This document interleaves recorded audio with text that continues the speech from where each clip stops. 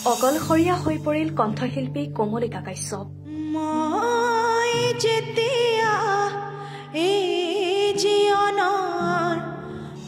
মাতৃ ভিতালী দাসৰ পিছতে পিতৃও ললে চিৰবিদায়।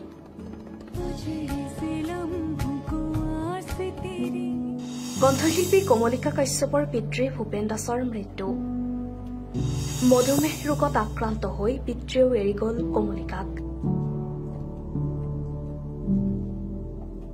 পিতৃহাৰা হল কণ্ঠশিল্পী কমলিকা কাশ্যপ। মাতৃৰ পিছত পিতৃ ভূপেন দাসৰ বিয়োগ। জনপ্ৰিয় কণ্ঠশিল্পী প্ৰয়াত ভিতালী দাসৰ স্বামী তথা কণ্ঠশিল্পী কমলিকা কাশ্যপৰ পিতৃ ভূপেন দাসৰ মৃত্যু।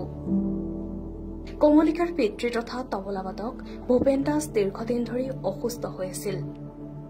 মধুমেহ ৰোগত আক্ৰান্ত হৈ আছিল ভূপেন দাস। অৱশেষত মধুমেহ আৰু বৃক্কজনিত ৰোগত আক্ৰান্ত হৈ নিয়তিৰ ওচৰত হাৰ মানিলে কমলিকাৰ পিতৃ ভূপেন দাসে।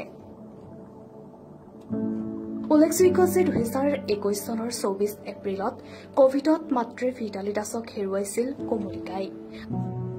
আজি পিতৃক হেৰুৱাই যেন নিথৰুৱা হৈ পৰিল Kamalika Kashyap. News desk report, current trend Assam.